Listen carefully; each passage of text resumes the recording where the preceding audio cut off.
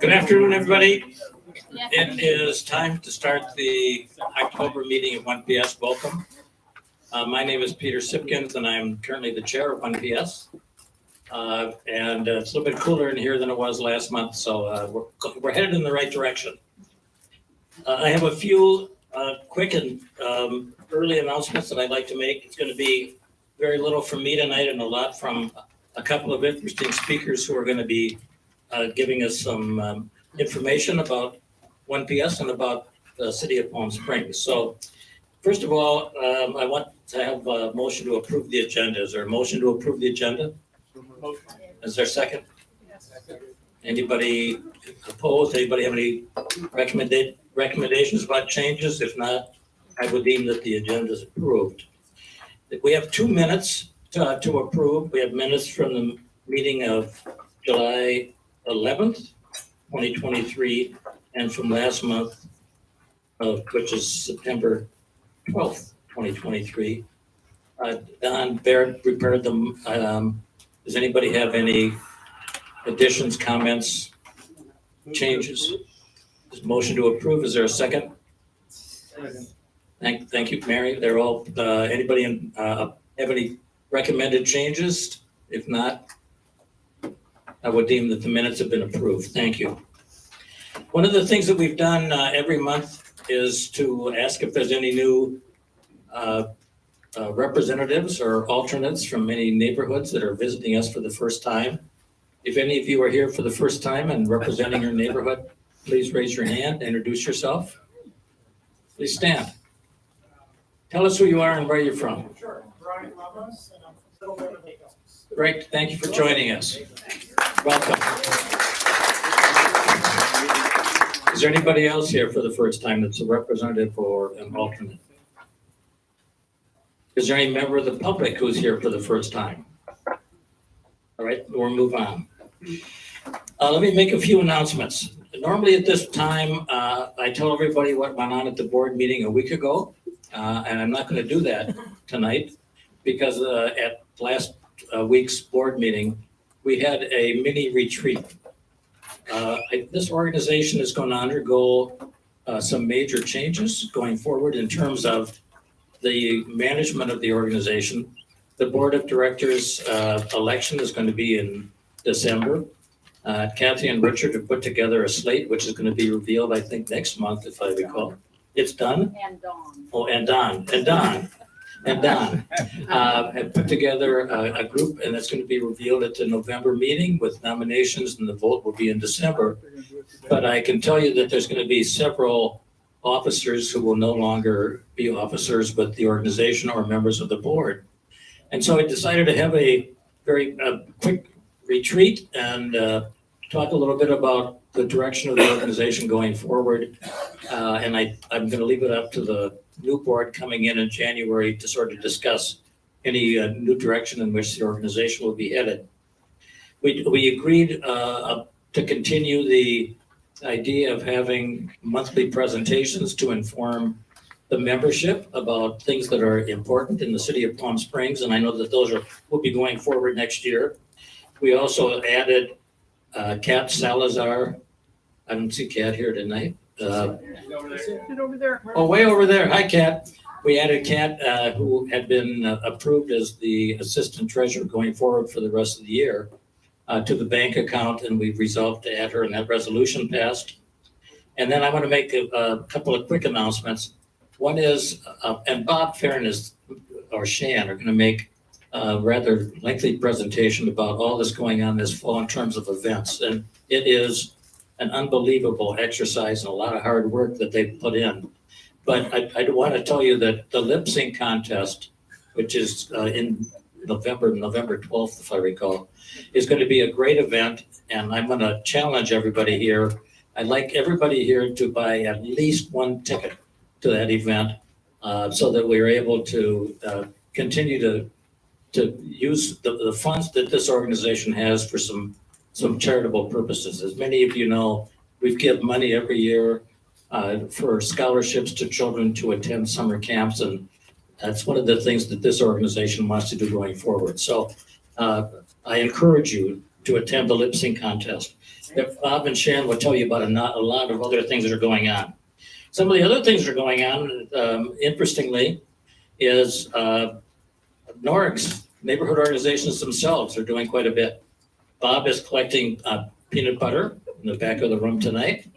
In addition to that, I know that there's going to be, Corinne is at Las Compadres, has passed out information on the Las Compadres barbecue picnic, which is the first weekend, I think it's Saturday night, the first weekend of November. And that's always a great event. We went last year and it's a lot of fun, a lot of dancing, a lot of drinking. It's just a great time.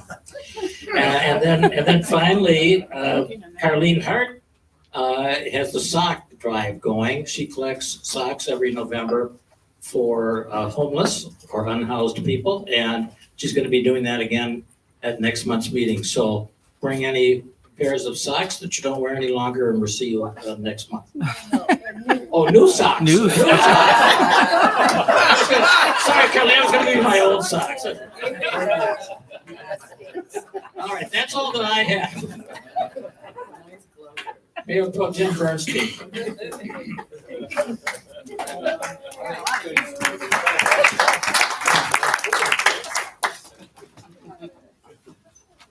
Okay. I wore my corgi socks. The Queen would approve. Yes. Okay, am I on? No? Yes. On? No. Justin. I think he turned it off when he passed it.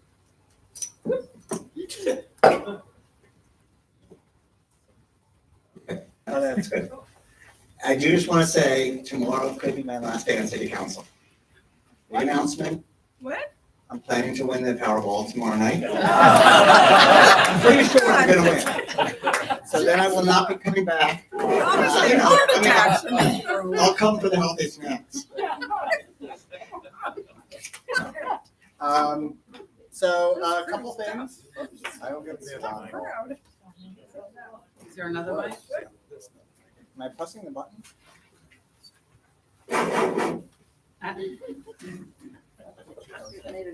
Let's take a look. Oh. All right, that's better. Yeah. Okay. So some city updates, and I can let Scott talk about this more, but big update is they opened up Indian Canyon, built a brand new road in like 6 weeks, which is pretty amazing. Scott actually built it himself. But we are waiting, still hoping next month we get money from the state to do a real bridge, and then they'll start working also on fixing the real road. We were at Sacramento, and Scott and others met with people from the governor's office to ask for money, so we are hoping that goes on. Before I forget, I wanted to mention the city is having a procurement fair next week from 10 to 12 at City Hall for people who want to do business with the city. And if you look at the list of who the city does contract with, it's not just road repairs and things, but it's printers and graphic artists and PR people and artists and plumbers and landscapers. So city spends $60 million on these outside of the road. So there's a lot of money. They're great contracts, and we're trying to keep things local. So if you know anybody who has a business that might have something to do with the city or just is interested, please have them come 10 to 12 at which is Wednesday at City Hall, open to everybody. The other news people have seen is they're looking at the airport master plan. So they are expecting traffic at our airport to double in 20 years. Which the plan is how do they accommodate it? Because obviously the airport was built a very long time ago and we've added on to it. So there's a few different options they've come up with. There was community input and they're planning to come back, I think, with something in October. This will be a 30-month process to build up this master plan. But there's different options between building a whole new terminal or adding on to existing terminals or keeping some of the existing ones. They are very clear they're gonna keep the Wexler building, but we'll figure out the use for that. So that is not gonna go away. And then there was also a presentation at City Council in the Convention Center, which is also gonna need upgrades. Basically, if we don't upgrade everybody, our business goes down because everybody else is upgrading. And it needs to sort of accommodate what is a new kind of a convention goer. And the new kind of convention goers want to be part of a city. They want to go downtown, they want to go out to restaurants, they want to go, they want to see local restaurants in the airport, they want to see entertainment, music, things like that.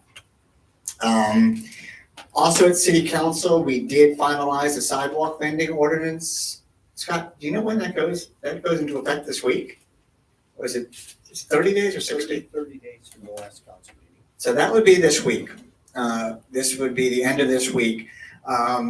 So the ordinance, we'll see what happens. It may need to be revised at some point, but it puts a lot stricter controls.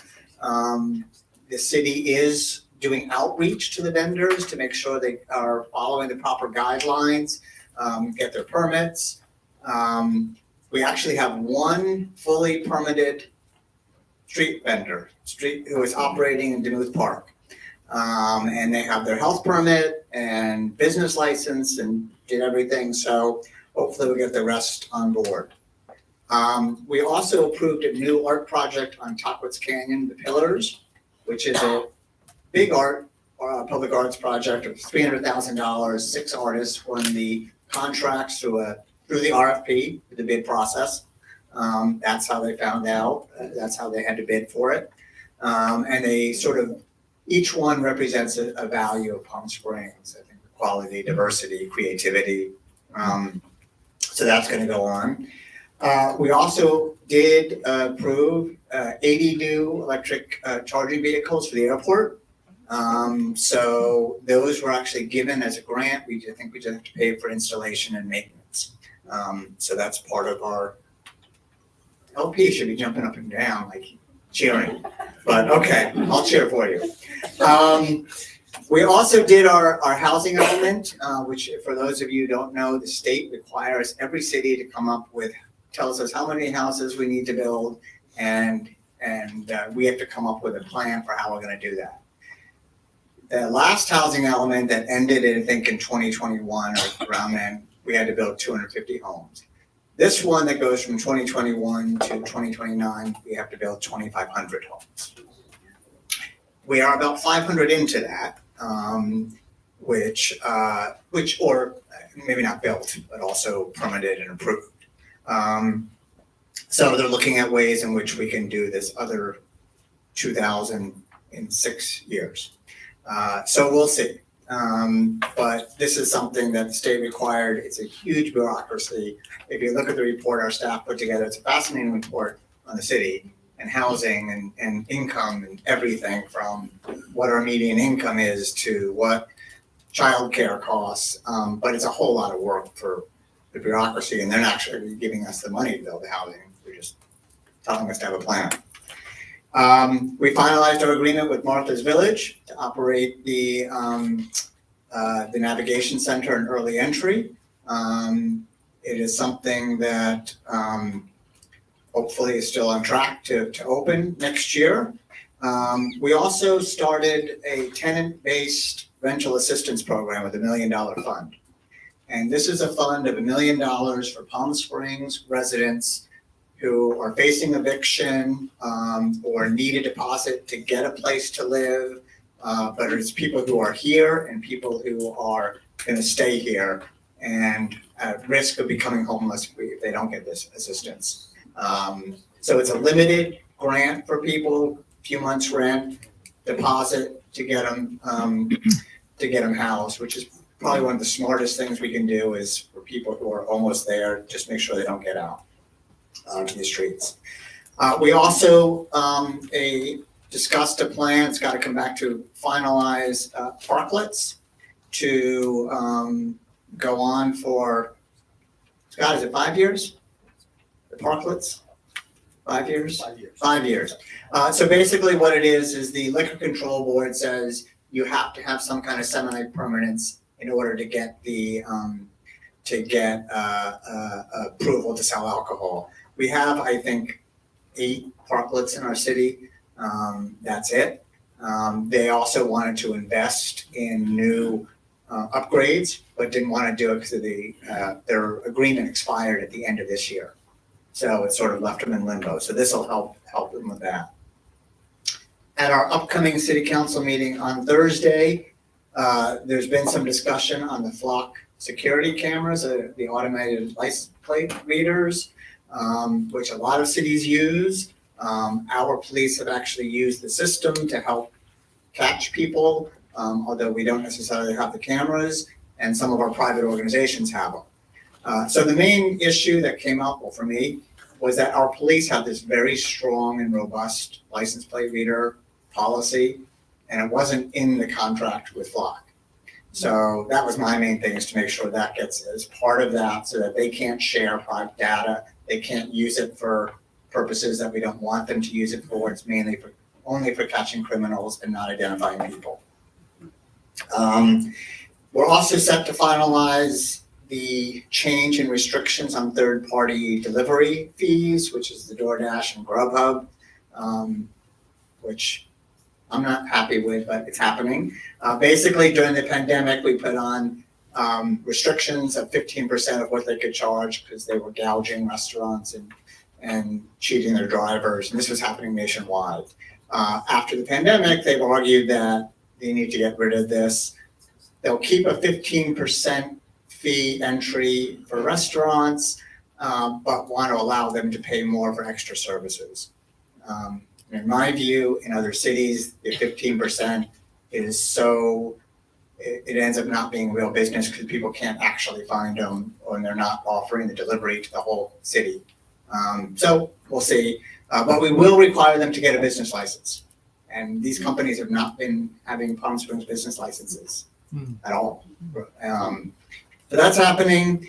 There is, you'll see here about the hotel incentive program. And just so people know, we're not giving the money to the hotels. This basically says if you renovate and upgrade your property, whatever increase in tax you achieve, you can keep half of that. So the city doesn't lose out. The next one that's happening is the Twin Palms Resort. And I think it's the same owners as Descanso and Santiago, who have also been upgrading those properties. There's another cannabis appeal to extend their permit. But at the same time, we had a cannabis presentation, and council is working on upgrades to the ordinance. And then my personal view is looking at probably making our taxes more in line with other cities, but a moratorium on new permits until we can see what happens with the industry. We have something like, the state of California has 2 cannabis dispensaries and lounges per 100,000 people, and Palm Springs has 68 per 100,000 people. So we don't really need a whole lot more.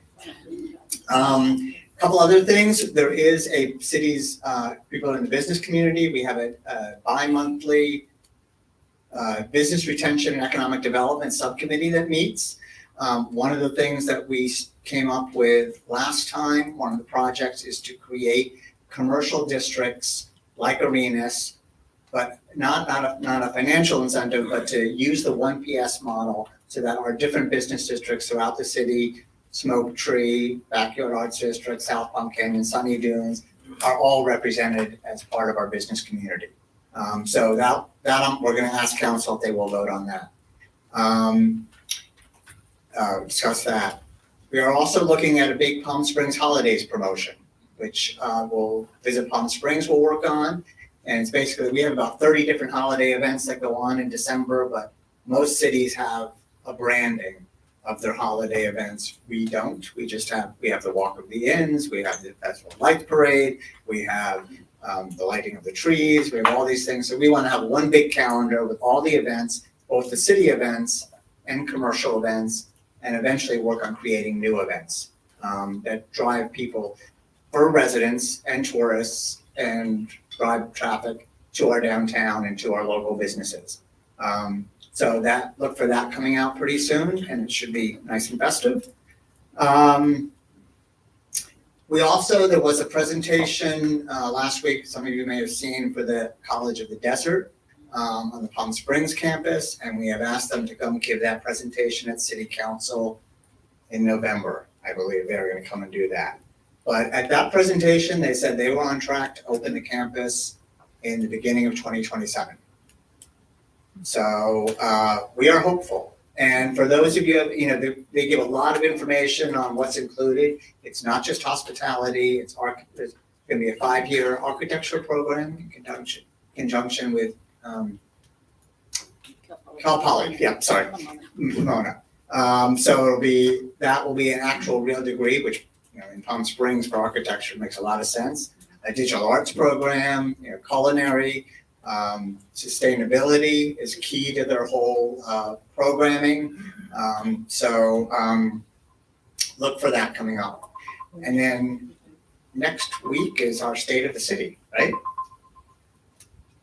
Not sure what day is it? October 17th. October 17th. So that is our State of the City. So that should be interesting. A lot of updates, great for our chamber, and it'll sort of give momentum to what's happening this season. Those are most of the city updates. I'm happy to take questions. I did just want to say, for those who have friends and family in Israel, my heart goes out to you. This city condemns all acts of terrorism, especially things that involve civilians. But on that note, I'm happy to answer any questions. Yes, Related to two of your topics, now that I see smiles on Kathy's face about COD, and it looks like we've got some improvement, there's the lot at the north end of town that could be used for the housing, and I know Watermark was interested in developing that, including for even affordable housing, and that could accomplish a big chunk of that. Do you think there's going to be any movement on that lot? Controversy? I'm limited in what I can say because there's legal issues here and closed session, but it is on the radar to figure out how to make that. The city gave this property COD to build the colleges in the north end. It has a restriction that can only be used for educational purposes. The COD now says we want to work with a housing contractor to build housing. The city wants to make sure our campus gets built. So these are all factors that are playing into it. So those discussions are ongoing. Yes, sir. Who's managing the rental assistance program? Ariel, yes. But is it on the website? You can find it on the city website? In our economic community. Oh. What is it? There's some flyers in the back. Thank you. There's flyers on the back, so that is something people should know about. Any other questions? Are we doing anything so many times this year, Gene Autry has been closed because of wind, and I've lived here since 1975, and this is the first year I've really noticed it so much. Are we doing putting down something to keep the sand down, or getting it taken away? Obviously they're taking it away every time it goes onto the road, but between climate changing and things, when you have a hurricane, it moves all the sand. There's limitations on what you can do for environmental. Right now, we do the Indian Canyon plan. There is $100 million for a bridge on Vista Chino that has federal funding. Gene Autry has been the next pressure point for the state and federal to do something that will more permanently address the problem. And, if one thing the hurricane showed to the state and to the federal government is that this is an emergency situation. They don't like to put a lot of money in for building low bridges anymore, but we need this. And the interesting thing is, in the discussions we've had on Indian and Gene Autry, those are the number 1 and 2 priorities for the entire valley. So we actually had meetings with all different valley mayors and council members who have roads that have gone out, and they're like, these are the numbers 1 and 2. So there's not something that's planned, to happen, but that is high on the agenda. The first thing is really to get the thing on Indian Canyon, which hopefully, once we get that approved, that's not quick, but relatively quick when it comes to. So we couldn't do like Cathedral City where we get somebody to pick up the sand on the side of the roads and bring it somewhere else. That wouldn't help. I don't think I think it becomes a Band-Aid problem that they sort of have to keep throwing money at, and that's why the idea is to do something better. But you're right, what we are seeing now, I mean, we've always had sand and flooding issues. It's not like what we have now. And so that is something that really needs to be addressed. Yes? Concerning the navigation center, again, we're saying it's opening now next year. February will be the early entry part of it, which is the 50 beds. And those are basically overnight beds, but they will be having wraparound services at the Access Center. And then I think it's June or July for the fall, the other 90 apartments, basically. Can I ask you, will they be set up for mental health counseling? Their idea is to have full wraparound services. Okay. Yeah, so mental health, nurse on board, pet, job care. I'm not sure about childcare, but that is the plan. But some of the facilities are for families too. So that is the plan. Addiction services. Yes. So it sounds like the navigation center require a lot of full-time staffing. Yes. Will they be city employees or? Martha's Village is who we have the contract with. So Martha's Village operates the Access Center now. They have a facility in Indio. I think they're now doing the facility in Desert Hot Springs. I'm not sure where else, but they're the experts, yeah.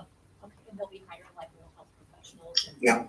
Yeah, and they work with different agencies as well. So, like when our police go out, they have there's a lot of service organizations here that we try to coordinate the efforts together. So we're not overlapping. Yes. So of those 50 emergency beds, will it be able to accommodate families? Which is a lot of families. Yeah, I mean, right now, I don't know how they're designed out because they are just like beds in a shelter. So I think as long as it can be safe, they would have families there. They are working on other ways to get housing for families, or at least temporary. It's probably a little bit easier than some of the individuals. So, and there's a lot of services, Jewish Family Services and others that tries to get housing for families, at least temporary. Any other questions? Thank you. Okay. Yeah, Thank you. And if I don't see you Thursday, you know what happened. Great. Only if you Good luck. share with us. Is this working now again? Finally working again? Thanks. Scott, you're up next. City Manager Scott Stiles.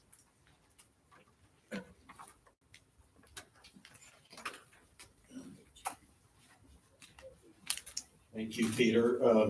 I don't know why you have me here. The Mayor Pro Tem, he covers all my topics. I don't have anything to say.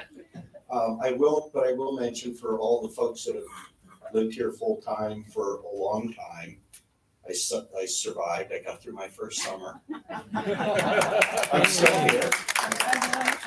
It wasn't that bad. It wasn't, it was easy to get into restaurants, all kinds of stuff. Just a couple very quick things. I won't take too much time. I was going to mention COD. Jeffrey talked about that. We were really, really proud of the work that our public works folks did in getting Indian Canyon reopened. So we were, our folks in streets, they're going to be rebuilding the old bridge, the old roadway now that was completely washed out. You saw some of the photos of it. And it's still going to take a while to get that ready. But they sort of ingeniously kind of looked at how can we do, it's a 4-lane road, but how can we do a temporary 2-lane road just to the west of there along there? So you all know that, especially for the poor folks in Desert Hot Springs, that's their lifeline to Desert Regional Hospital, which is the only level 1 trauma center in the valley. So, if you're like me and you have some heart disease in your family and you're concerned about that, if you're coming, you've got to rush to the hospital and you got to divert 10 or 15 minutes one way or the other to get around. That's the difference between life and death. So just getting that open was really kudos to our team that did that.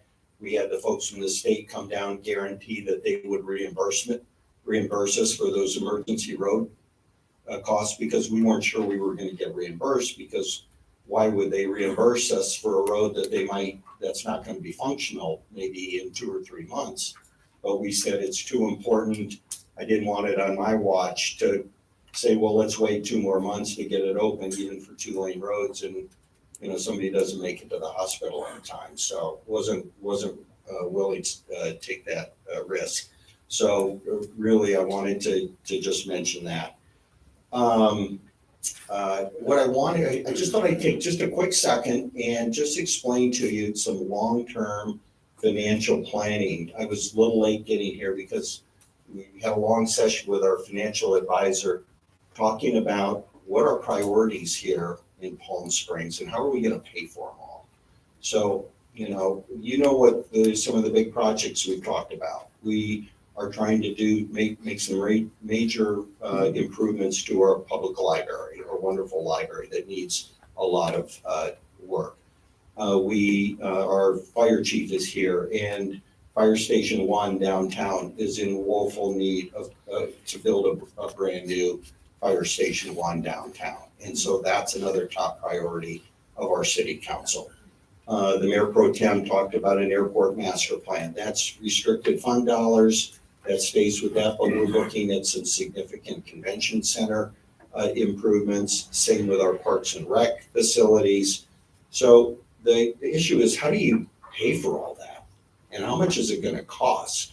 So we're really sitting down with our financial advisors, and I'm going to be spending some time with my 5 bosses on the city council in the coming months, and talking about what some of those strategies are. If we want to issue public debt, if we want to go out to the bond market, do we have to borrow $50 million, $70 million, $90 million to do all that work?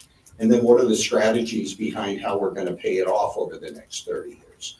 So those are all things that we're thinking about right now and trying to put together some recommendations for the city council to think to kind of think about that. So I just thought it'd be interesting for you to know that we're trying to think about the long-term picture far down the road and how we're going to cover all that. And once we get started on some of these projects, that we're going to be able to do them quickly and not let things drag on, because you know as well as I do the escalating costs of building right now.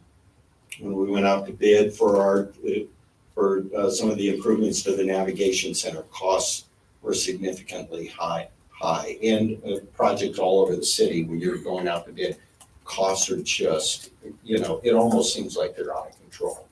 And so I just thought I would mention that, and more to come on all of that. We're just trying to think about all of those things. The last thing I wanted to mention, Jeffrey really covered a ton of topics, so I know you got a lot in your agenda. Just want to mention to you that some of you that have been around and remember that terrible day in 2016 when we had 2 of our police officers really ambushed and murdered responding to a call in 2016. One of our officers, he was a couple weeks away from retirement. The other young lady, relatively new to the police department, had a young daughter, I think. Every year, a group of police officers, they get up at 4 o'clock in the morning and they hike up to the top of a mountain at the South Licking Trail. And they were kind enough to invite me to hike up there with them. It was a powerful moment, and I just hope everybody sort of thinks about our police officers a little bit. So anyway, I just wanted to mention that, and happy to take any questions. Anybody has any? Otherwise, I'll let you get on, and I'll be around. Thank you, appreciate it. One of the wonderful parts of being the chair of this organization is that I occasionally get calls or emails from the mayor or from the mayor pro tem with ideas about things that we could do in this organization. And one of the things that Mayor Pro Tem Bernstein suggested some time ago was having a presentation here by the Palm Springs Art Museum. So standing behind me is Adam Lerner, who is the executive director. I don't know if that's the right title, but good enough, of the Palm Springs Art Museum. And Adam has a presentation that he would like to make about the museum. Great, thank you so much. I'll take this, but I'm gonna need to be behind the podium, I'm sorry, because, oh no, I can look at this screen. Oh wait, but I need the mouse. Oh well. I'll come up, I'll figure it out. One thing I'd like to ask though is, can we turn the lights down a little bit? Just as a professional curator, it's very difficult to look at art not in optimal situations. So. Great. So let me see if this works. First, I'm going to just start off by asking if anybody here can guess, rounded to say the nearest 1,000, how many objects there are in the Palm Springs Art Museum's collection, permanent collection.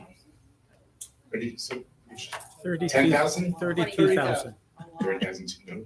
180. Yes. Down. A lot. 25,000. Down, lower, 8,000. higher. 15. Okay, it's 16,000. Oh. You hear, you're doing this okay. history of Palm Thank Springs Art Museum book for that. Thank you. Thank you for tuning lights Thank down. Great. So I am thrilled to be able to tell you a little bit about the Art Museum. How many people have been to the Palm Springs Art Museum? Thank you very much. Yes, it truly is the center of the cultural kind of cultural temple for this city. And I want to say 16,000 objects is a lot. Cities 5 times our size don't have an art museum with that many objects in a permanent collection. So we are very, very lucky to have such a great art museum. We also have the wonderful Annenberg Theater that the museum is part of the art museum. And then we have the Architecture and Design Center, which is on Palm Canyon, which is also part of the museum. And we have regular programming. We have free Thursday nights every Thursday throughout the year from 5 to 8 p.m. You can come to the museum for free, and that is thanks to the generosity of the city of Palm Springs that we're able to offer that to our visitors. We have DJs every week, and the museum is a bumping time. If you wanted to come by with your friends from out of town, it is a great experience. Especially for younger audiences. It's not just about making the museum more accessible. It's really our symbol for what it means to have an inclusive museum. It really is a statement about what kind of museum we want to be. We want to be a museum that everybody who lives here, everyone who visits here can visit and participate in and feel welcome, feel like it's their museum. Every third Sunday of the month, we have Family Plus, so that free family activities for all ages, and that program gets a few hundred people every month. You can find all of this information on our website. Also, it's all in this book, which is our members magazine, Insight Magazine, and I left a stack of them over by the coffee maker. On your way out, you're welcome to help yourself to this. We have regular events like Dia de los Muertos, which comes up at the end of this month, where the whole museum is activated with activities. We throw great parties. You might already know that.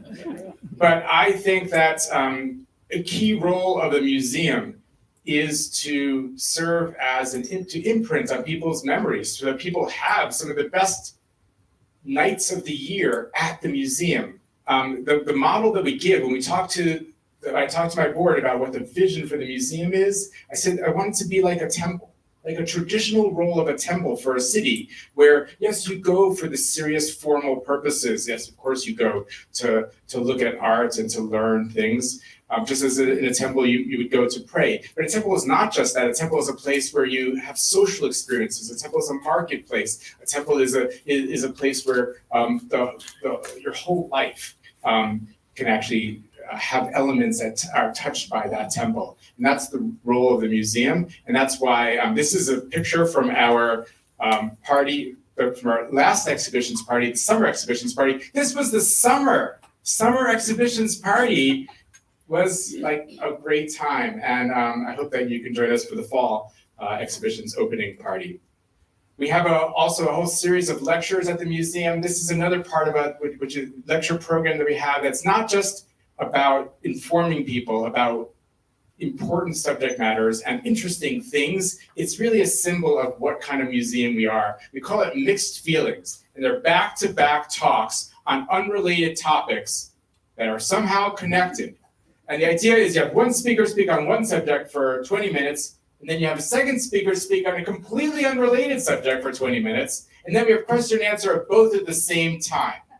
And so just to give you a rundown of some of the events that we're going to have this year related in the Mixed Taste series, we have the history of Broadway musicals and deep sea diving, professional mermaiding and steeplechase designs, exoplanets and contemporary native art. It sounds like there might be something similar there. Yeah. Susan Sontag and the Salton Sea. We actually just paired them according to what sounds good. It sounds really good, doesn't it? Boxing culture and queer photography. And then the summer finale is Bad Bunny and the Light and Space movement. So the point of this is that this is not art in itself, but it gets to the heart of what art needs to be, which is all of art should break us out of our existing patterns of thinking.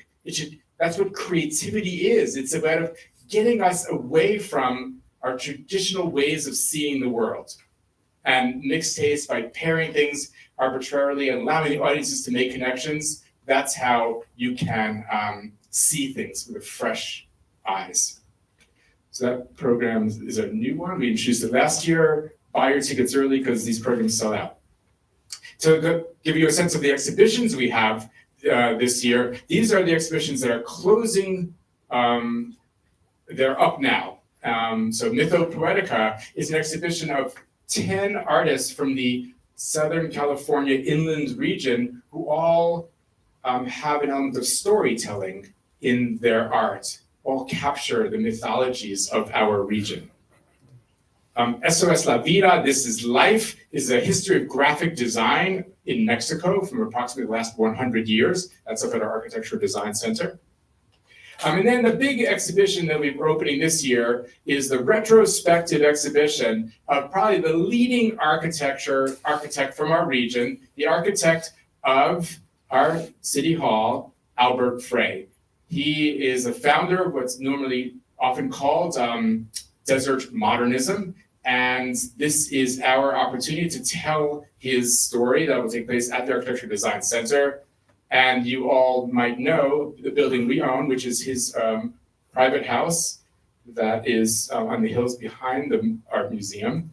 And he is truly an innovative figure who's known, I'd say he has a cult following throughout the world, beloved by architects. And we hope that this exhibition will bring more light to this figure who is well known in Palm Springs, but we think that he can become well known internationally. There's actually a school named after him in Switzerland, where he's from, but we think that his reputation is right to be really even broader than it is. And everything about his design can be foretold in some ways in this one of his first projects, Illuminaire House. And this is a project that he is a prototype for mass-produced housing. So he built this he designed it in 1931. It was exhibited in an exhibition of architecture and building materials. It's made of all aluminum and light steel.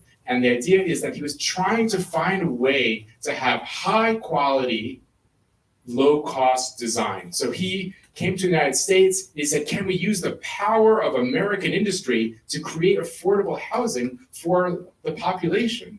And so he invented something that could be machine manufactured using industrial material, aluminum. Now, we are going to be recreating that house on the museum's South Campus.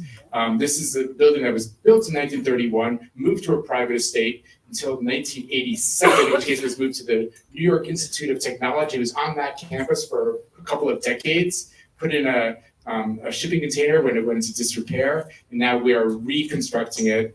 That this will be open by January. This will further it's really hard to imagine if you're not in the architecture field how like people would really care about this kind of stuff. But trust me, people really care about this. People all over are so excited about the fact that the Illuminaire House, which is an icon of modern architecture, is being reconstructed here in Palm Springs. And it'll be coinciding with this retrospective of Albert Frey. I feel it will further the reputation of this region as a haven for modern architecture. And that opens early November. We'll have that ready by early 2024. Okay.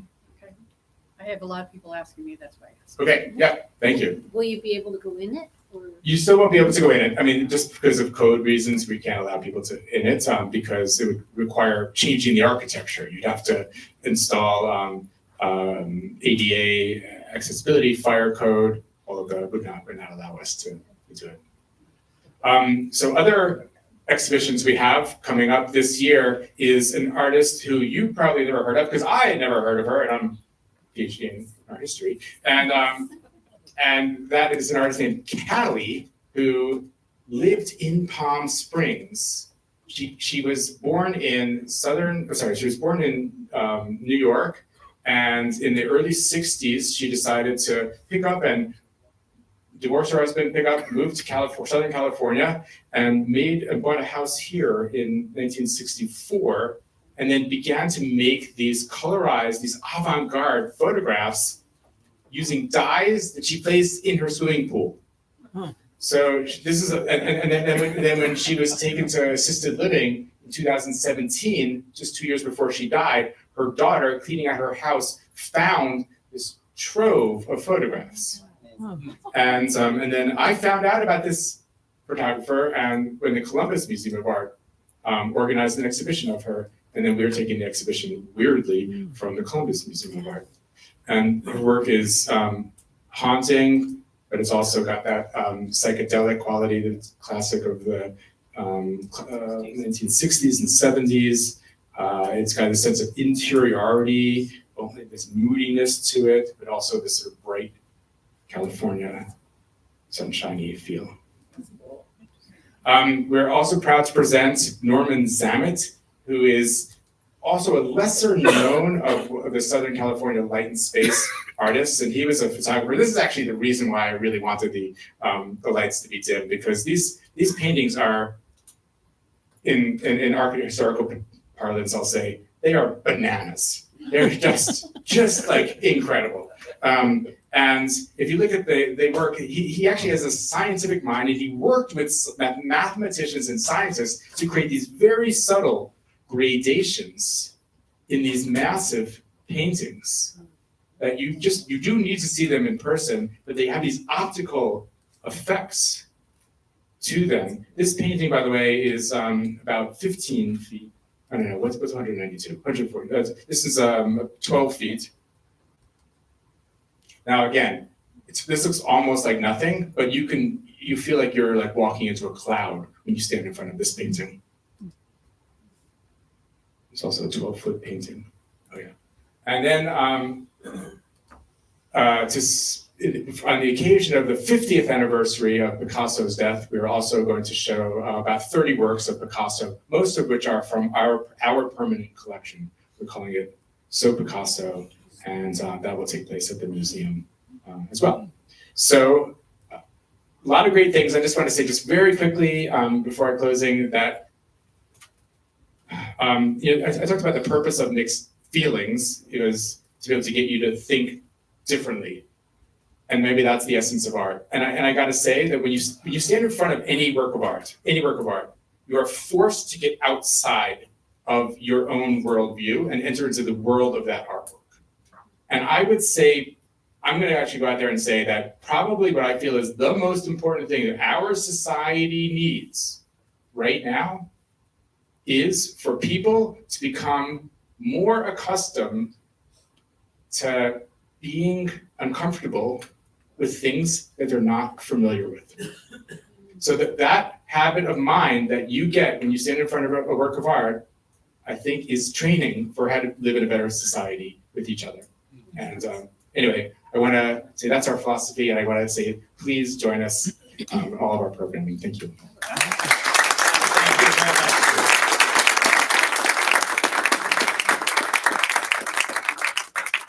Thank you, Adam, for coming today, and thank you for suggesting the presentation. Is the museum having anything to do with the AIDS sculpture that there's? We're not involved in that. All right. Leave it there. Next. City departments, Mike, I guess you're up next. I guess I'd fire next. I have the chief up next, I was but gonna say, how about Paul? How Good afternoon. Good about Let's wake up. Michael. I actually don't have much to say, just a couple things. I'm gonna echo a little bit what the city manager said about October 8th, 2016. Who was not here when that happened? That was 7 years ago. Surprisingly, I went to briefing to swing shift and graveyard. None of our officers that were in our briefings were here when that happened, that tragic incident happened. Just to tell you how new we are. The only people who were there were myself, the sergeants on both shifts. So it was eye-opening for me. It was eye-opening to know that, like, wow, I'm getting old. But know that we're growing as a police department, and to honor Gil Vega and Leslie Zarevny, to never forget their sacrifice. And that's why I wanted to share that with you, because we do this annual hike every time on their anniversary. And this year we were fortunate to have the city manager and our police chief, Andy Mills, join us. For me, it was very therapeutic. We go on the top of the South Lycan Trail, and we just have a few stories that we share about Gil and Leslie to honor them. But I'll share this, and this is what I share with our officers. When you honor somebody who means a lot to you in your life, it was very impactful, so they don't die in vain, to move forward. Try to be better at everything that you do. Be a better husband, a better wife, a better mom, a better father, friend, son, leader. Whatever your profession is, be better. I lost my dad in January 21 to COVID. And sadly enough, losing Gil prepared me to lose my father, in the sense that I was able to take it and be stronger from it. And I never forget that. I never take things for granted, especially my position, that I've been blessed to be officer for Palm Springs for 22 years now, and here I am still moving forward. And a silver lining was the community support, our city leaders support, that we never forget that or take it for granted, and I tell that to our officers. So you guys, I appreciate everything you guys do for us to show support. So I want to say that. Moving on to other things, thank you for everybody that showed up for a national night out last week. We haven't had it since COVID, so our attendance wasn't as much as we anticipated. We wanted more people to be there, but hopefully moving forward we can get more people to participate. But it was a fun event. And then this Saturday, I don't know if you guys heard, Sergeant Mike Torres will be in a fight. You guys heard, in a boxing match for charity, not a fight on the street, but so this is he's coming out of retirement. He had fought a few years ago. He's fighting a guy out of Santa Monica, another police officer, for a good cause, for grandparents, I believe, of the desert. So If you're not doing anything Saturday evening, it's gonna be at the Cathedral City Outdoor Amphitheater. Come support our guys. And that's really all I got right now, unless you guys have questions. You guys want updates on other things, I'll be happy to answer your questions. Yes. How do we get to the box? You know what, it's online to Desert, but I'll see you later this evening at the other meeting, so I'll get you the flyer or the email. Actually, I think we have a QR code too. So it's being, it was set up by one of the detectives in the Coachella Valley Narcotics. They're actually, they're downstairs in the police department. So he's a Cathedral City detective. His name is Jesus Gonzalez. He's been doing this for several years, but I'll get you the info on that, okay? No, we are participating, but we're not the ones putting it on. So I think you could look online for, I'll get you the info right now. Once I get back to the office, Denise, if we can blast it out, I'll send it to you, the link. So that way you guys will have it. Anything else? Yes, Isn't the softball game Saturday too? it is. So we have our annual softball softball game against the fire department. It's in honor of Leslie Zarevny, and that's gonna be before the actual fights start. So if you want to go out to that, it's gonna be up at Big League Dreams. So come out for that as well. That's a good event. What's that? 6 o'clock. 6 o'clock. What's the score right now? Are we tied? We won last year. You guys won last year? Thanks. Anything else, guys? All right, well, thank you. You guys have a good evening.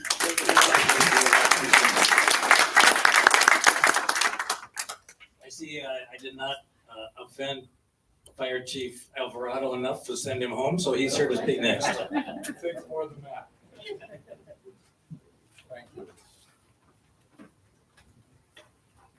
I appreciate it. Well, good evening, everybody. It's been a little while since I've seen everyone, but I'll tell you what, I want to thank Chris. He had Kitty and I over for Movie Colony East, a little get together a couple of weekends ago. That was great. I appreciate that. And I've said before, that's one of the attractions for me, leaving a city, a fire department for 27 years is a community engagement here. This meeting right here, how involved people are, and I appreciate that. That meant the world to us to have us over there. So thank you, Chris. Absolutely. Just touch on a couple things. City manager talked about new Fire Station 1, and I couldn't be more excited about that. So I've been here just a little over 5 months, and one of my priorities has been to get a consultant on board. Where are we going to put new Fire Station 1? What is it going to look like? What kind of equipment are we going to run out of there? So we selected a consultant. It'll go before City Council on the 26th to approve that contract, but I can't wait to get started on that. So we're looking at about a 6-month process to figure that out, but I want to make sure it's a collaborative effort. I don't want to just go back to my office with a consultant and figure out what we want. I'm hoping if it's okay with this group here, we bring a presentation to you. Would that be okay? Yeah. I would love that. I would love to present to this group here that represents so many communities and neighborhoods and get your feedback as well. So we'll plan on doing that. That way there's no surprises. It's just, we're all talking about it. So we're excited to do that. When I went to Movie Colony East, we talked about Fire Prevention Week. This is one of the weeks where we get out to the schools. We talked to over 300 third graders, talking about fire prevention, how to get out of their home, making sure they talk to their parents about smoke detectors, the emergency plans, how important that is. And I've got Gunkel with me here. Captain Gunkel was with me today. We went out there to an elementary school, and what a pleasure. And it brought back memories for me. And I know it did for Captain Gunkel as well. I'm not sure about the group here, but as a young child, when the fire engine came to my school for Fire Prevention Week, the impact it made on me. And one of the reasons I'm standing here today. So I'm proud that the Palm Springs Fire Department does that and we're engaged in that. So looking forward to continuing that tradition and that education. And then finally, just kind of a little go back, a little Tuscany. I know one of my first meetings here, what am I going to do about all the fire hazards, all the brush that's blowing out there? I'm happy. First of all, there's been a lot of work going on. I know sometimes it seems like it takes a while, but it's been one of our priorities. So we've been working with Public Works. We have one of our contractors on site. We're going to make sure we get on top of that. And I'll make sure that I stay in touch with you on that, okay? So thank you for your patience, but it's certainly a priority for us. I'd like to invite Captain Gunkel up. He's always got a couple good updates for the fire department. Oh, he's giving me that look like, maybe I don't. Come on up, Captain. Hey, it's always nice to see your face and smile at your noise. Captain Gunkel, everybody. Thank you. Hi. Actually, I think Chief did get it all. But the softball game, for anyone to hear, it's Big League of Dreams in Cathedral City, and that's at 6 p.m. And for the record, we did win last year, but they whooped our butts. That's, I think, the 10 years before that. So come back. Could we get them a football every year? Are we wearing uniforms or what are we supposed to wear out there? Yeah, jerseys. Okay. Sir, there it is. It's back. Yeah. So that's it. I'm trying to think of anything else upcoming. Pretty good here, huh? Open house. Open house. There we go. We're gonna put that out. It's gonna be next Saturday. Next Saturday from 10 a.m. to 12 a.m. 10 a.m. to 12 in the morning. Saturday open house. If you want to bring down family, grandkids, anyone that wants to come visit the fire station, you're gonna get to come, hop on the engine, go out back, squirt, fire hose, see some of our rescue equipment. It's just a fun day. If you guys have ever remembered doing that when it's a kid, it's something that kind of just sticks with you. And that'll be a Which fire fire station station too is on fire LCLO, Fire Station 2 on El Cielo. right next to the airport. Yep, that's gonna be the one right there. at the Next very- Saturday very or end. this Saturday? Saturday the 21st, so it's gonna be in 11 days here.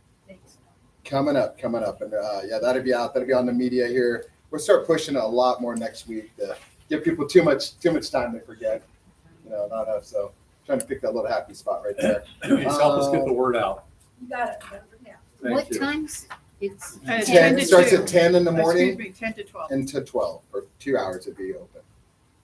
And it's the first time we've done this in a long time, so it's a great idea. Just trying to get the house back open and get everyone back in there again. So And we think it's important, right? I mean, those are your fire stations. I know, sometimes you go by, the doors are down, you don't see us unless there's red lights and sirens. So we want to make sure that, we're inviting you in. We know, we're part of the community here. Important to have you welcome in there and take a look and see how we live in the stations. All right. That's it. Okay. Thank you, everybody. Thank you. I don't know if you noticed that when Mike Viegas from the police department was speaking, the microphone worked. And as soon as the fire department got up, the microphone went out. Danny DeSelms.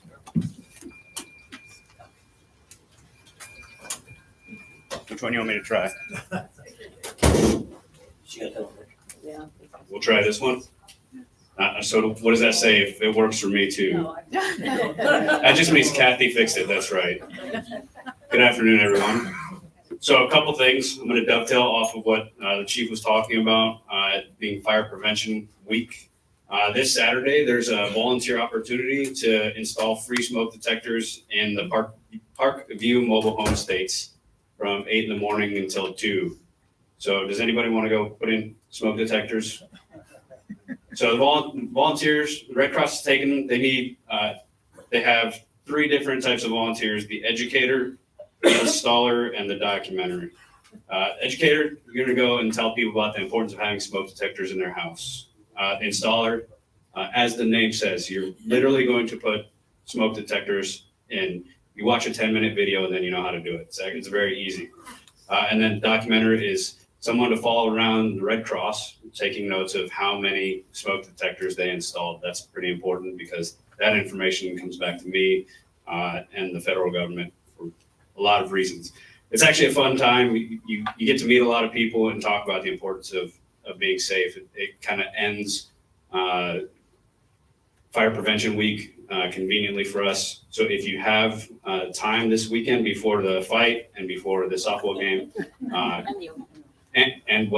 there's a ton of stuff this Saturday. So if you have time in your busy schedule, just go to the Red Cross website. You can sign up or just show up at the Parkview Estates on Saturday at 8 o'clock in the morning. Snacks and water. Also, next Wednesday, Cal OES is bringing their shakeout trailer. Has anybody ever been in an earthquake trailer before?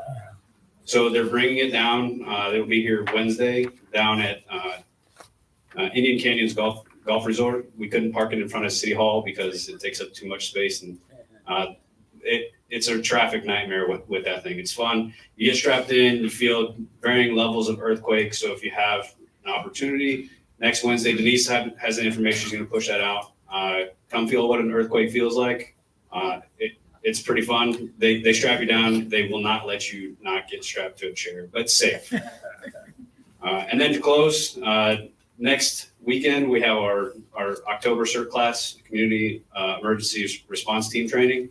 We have 57 people registered to take that course. I'm not sure how they're all going to fit in the fire department training center, but we're going to figure it out. Any questions for me? Danny, that's a really good turnout, isn't it? Yes, I'm not going to say that the storm had anything to do with it. But since I don't open registration until 60 days before course, and we had about 10 before the storm, maybe. So did you send the storm? No, I would never. I like it when my job is boring. Thank you, Danny. What type of smoke detectors are you installing? The free ones that the Red Cross brings with them. Well, there's different types, Yeah. different technologies. So I'm not sure.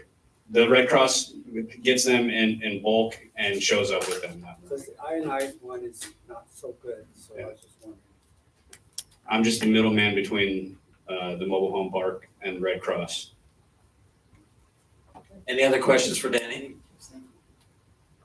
LP, is Liz coming up as well? Oh, the whole gang is coming.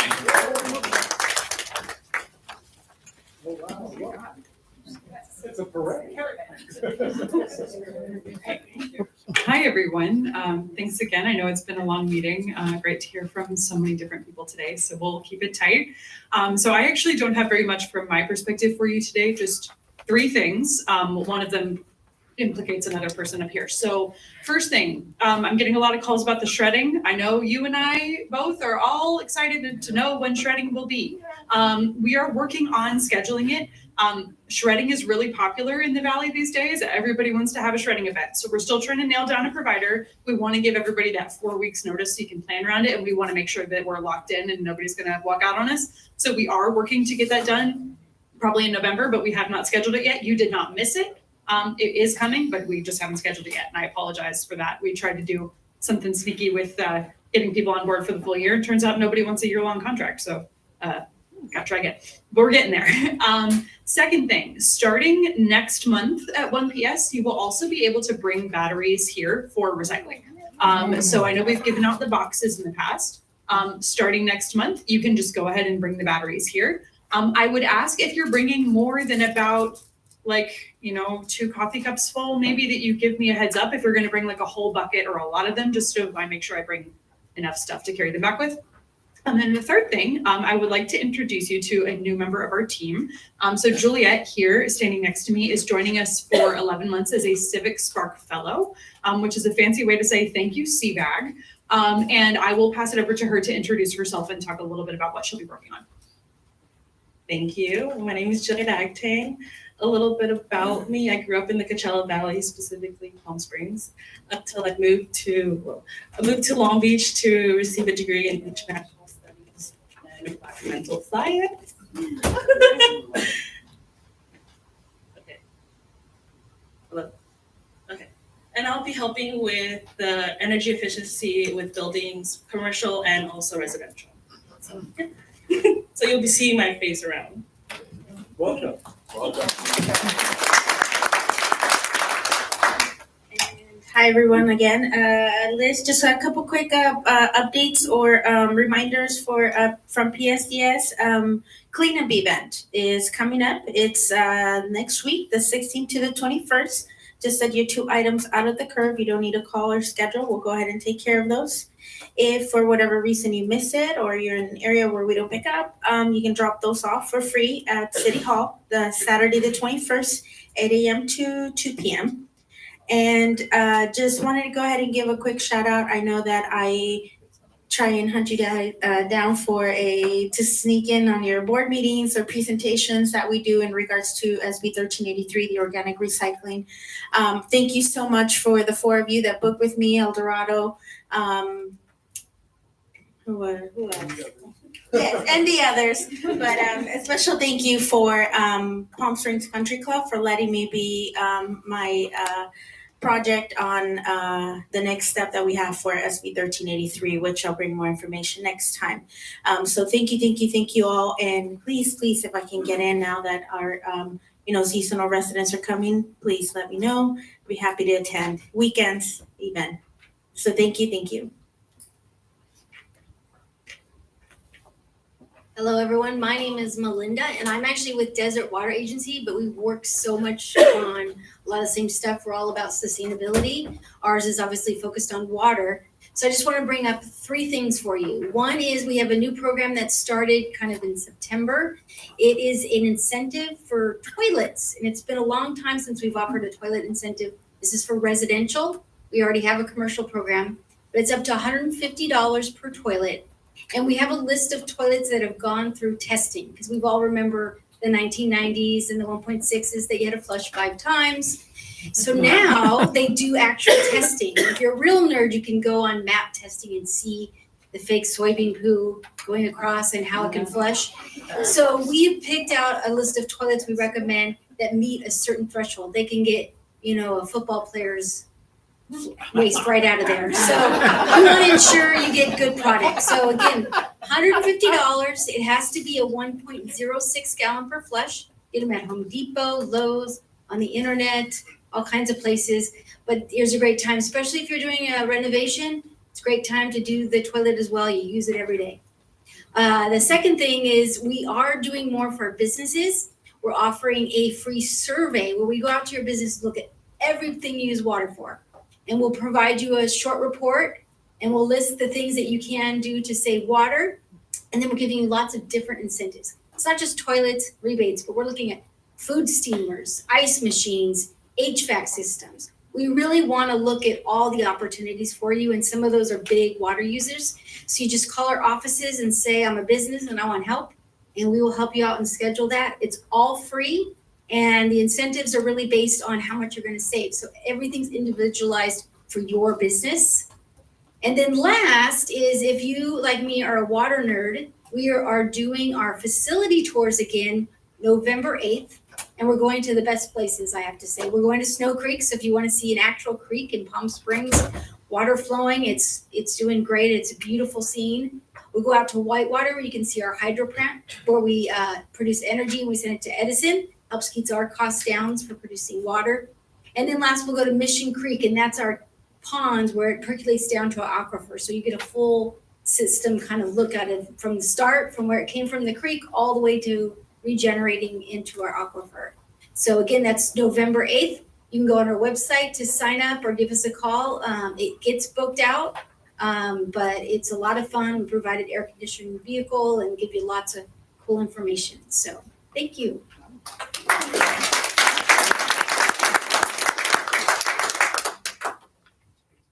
Thank you. Next up, Bob and Shan. I don't know if anybody who works harder on the board than Bob does, and Shan does a great job of it. Shan? I'm sending around there, so we need some volunteers for lip sync, some ushers. You want to get in free, here's your way. And we need a few people more for docents for the home tour. It's sold out. You can't go unless you're a docent, then you get to go free. So sign up. Shan? Well, that's it? Okay. Hi, I'm just here to tell you what you already know. The lip sync battle is November 12th, and tickets are finally on sale. And oh my gosh, the contestants are so amazing. You're not going to believe it. We have a super hot cop from the police department, and turns out everybody knows Justin Lawler but me, so I can't wait to meet him. But his song is amazing. I'm blown away by it. Kitty Alvarado is competing for the fire department. I'm not even going to tell you what they're doing though. Mike Thompson from the center, Denise Goolsby and Veronica Goodart are competing for the Palm Springs Office of Neighborhoods and the Special Programs Compliance. David Resio and his crew are also doing it. Charles Huff from the Mizell Senior Center, Jamie O'Neill from the Art of Pride, Carla, a teacher and a principal from PSUSD, a couple of people from Palm Springs Pride, and DAP Health. Unbelievable. And the judges are like Keisha D and Tommy Rose, and the judges are also coaching the contestants.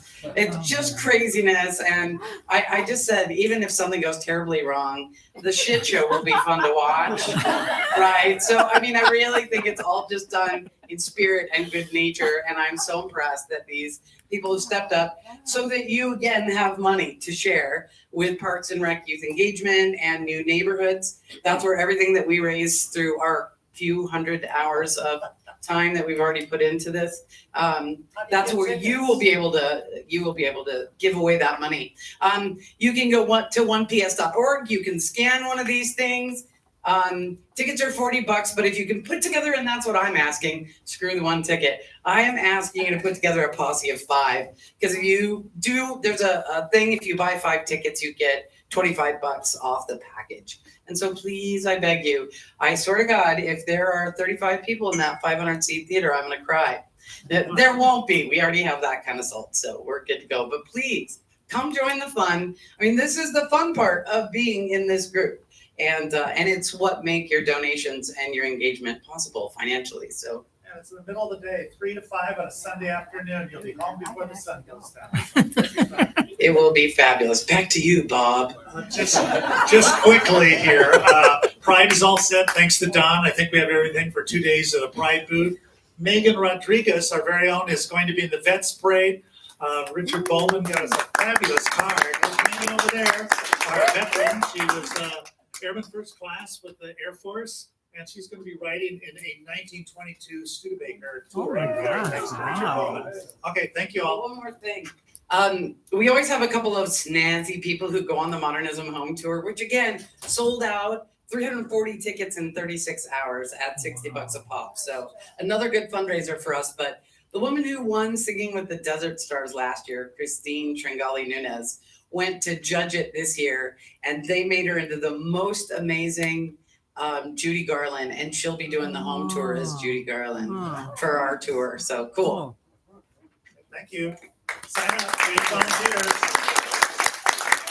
Thank you, Bob. Thank you, Shan. Eric Shields making his way up to the front. You were here last month. You saw the first half of Eric's presentation about the podcast and the video that he made of the podcast. And tonight he's going to tell you how it's going to be usable and valuable for your own neighborhood organizations. Eric? Next month, the third half. The third half. Yes. Okay. Dim the light, please. Okay, so I've got 2 hands for the microphone. I've got 1 for the mouse, 1 for the clicker, and 1 for my notes. Hang on. Thank you.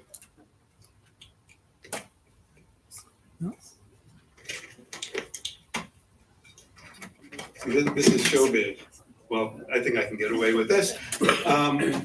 Hello again, everyone. Nice to be back. And you may recall that last month I introduced the video podcast that was produced by a group in Philadelphia, and it was all about Palm Springs Neighborhoods Initiative. And last month we saw a 6-minute excerpt from it. We're not going to see the rest of it today. It runs 33 minutes in total. But what I'd like to do is to talk a little bit about how this can be used to the advantage of the neighborhoods as well as to 1PS. Working with this organization for so long, you begin to forget what impressed you so much about it when you first discovered the organization. But when you work with somebody like the hosts of the podcast, they're completely fresh to it. And the things that we now very often take for granted are things that are very impressive to them. So let's take a look at, if you listen to the full video podcast, these are some of the things that the hosts pointed out that impressed them the most about us, about our neighborhoods. That we're cooperative. We work cooperatively, and we are a counterbalance to the national mood at the moment. We have a passion for our mission and community pride. We exemplify unity. We're well organized, and we're nationally recognized and award-winning. We're service-oriented and philanthropic.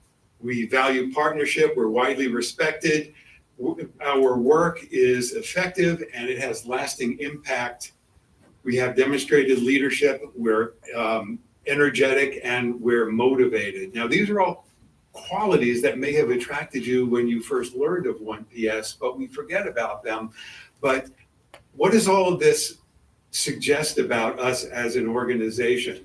It's telling the world that we are respected, that we have a role in the community and stature in the community. We are credible and influential. We're seriousness in our purpose, and we're a stable, reliable partner.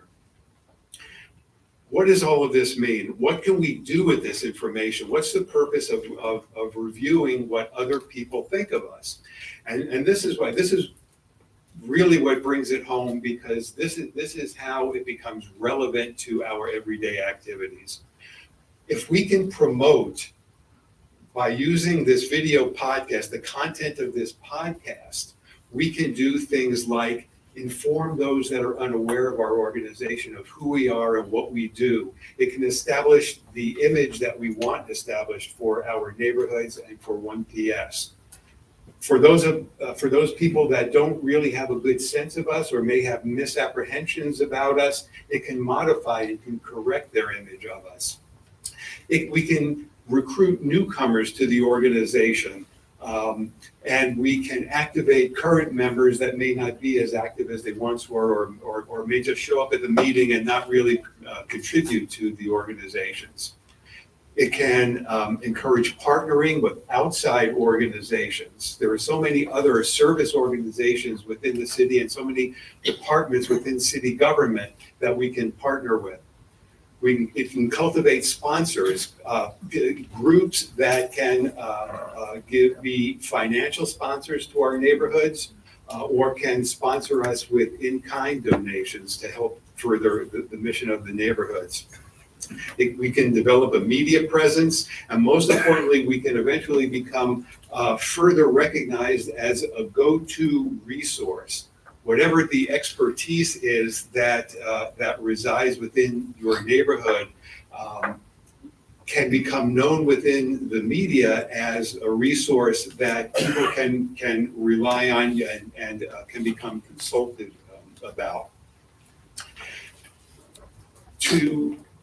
You can use the podcast, promote the podcast at your neighborhood meetings. The URL to go to see the entire podcast is on the little slips of paper that are in front of all of your places. It can be part of a larger meeting, or it can become a special meeting within your neighborhood that's specifically focused around watching the podcast and then using it as a springboard for discussion about how you can make the most of the content in it. You can promote it online, on your website, in your newsletters, in email and other media. Traditional print media, if you do a print newsletter, if you produce a brochure or a fact sheet about your neighborhood, it can be promoted in there. Or if you produce neighborhood introductory packets, it can be promoted in there as well.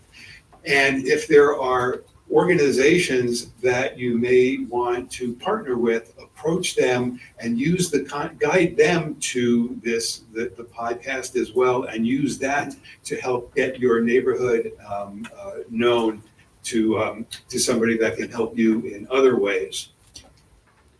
The important thing here and the real takeaway is doing this podcast was not, the purpose was not to create a half-hour podcast. The purpose was to create something that we can then use to promote what else we do. That's the real value in this. And so when after the this particular project has seen its light of day, think about what else you can do to promote the events and the programs within your neighborhood and to help keep the name of your neighborhood and the programs of your neighborhood in the fore. Initially, this was going to be the last slide of this presentation. But this past weekend, I was informed of something that fit in so nicely, I had to include it here now. Many of you will remember this publication, the 1PS Guide to Palm Springs Neighborhoods. For those of you unfamiliar with it, every neighborhood within 1PS was given one page to sing their song, and 1PS itself had several pages to talk about itself, its contributions, and its many programs. This weekend, I was informed by one of the members of the Palm Springs delegation that went down to San Miguel de Allende to sign the papers to make our sister city official. San Miguel is going through, or is now our sister city, and I received this from one of the people on our delegation. The Neighborhoods magazine was included in our presentation to San Miguel officials during the Palm Springs Sister City presentation in Mexico. Copies were given to city staff after the presentation. It was very, very well received. So I ask you, what is it that was so well received? It was your neighborhoods, it was your homes, and it was your programs, and this is the real value that we have to promote to the community at large. So, thank you. Cool.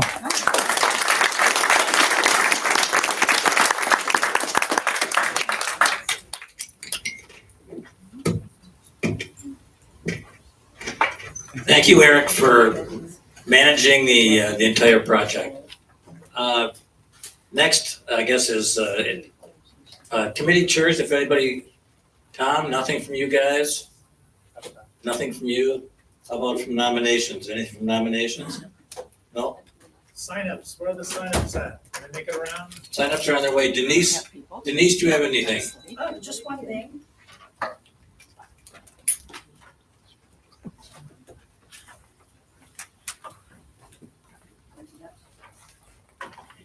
Thank you. I just want to thank everybody, all the volunteers and Bob and Shan and just everybody who's been working so hard to do so many different events for 1PS and for the city of Palm Springs. You guys have just been amazing, and I'm just so proud to work with you guys.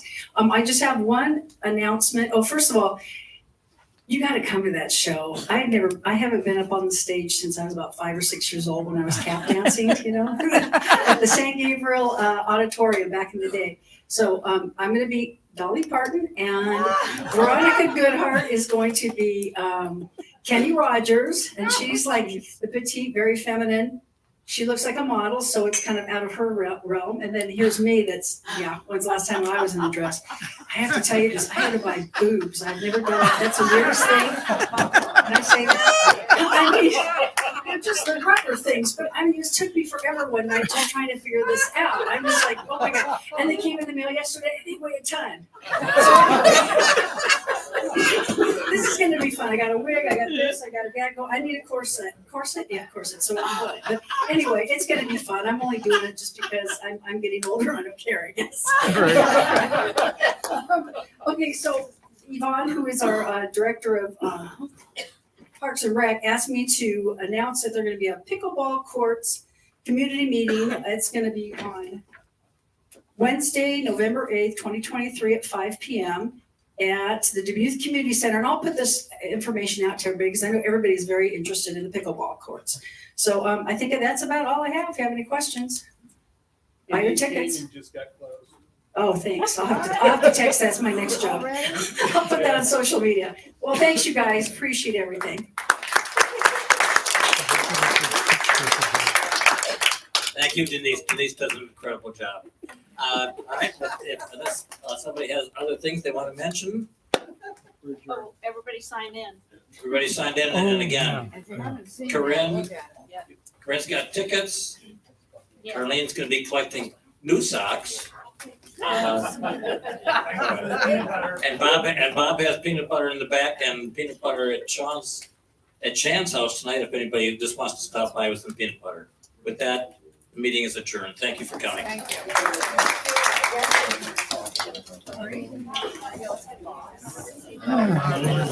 She said after she said something about Bruce, it was something else I really wanted to do.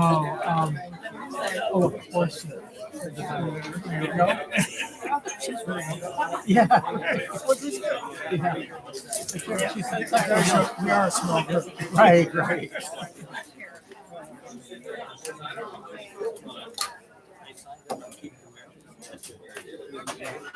Hi there, stranger. Hi. Good to see you. Good to see you too.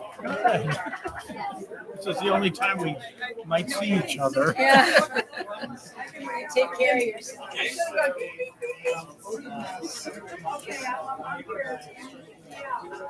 Good to see you.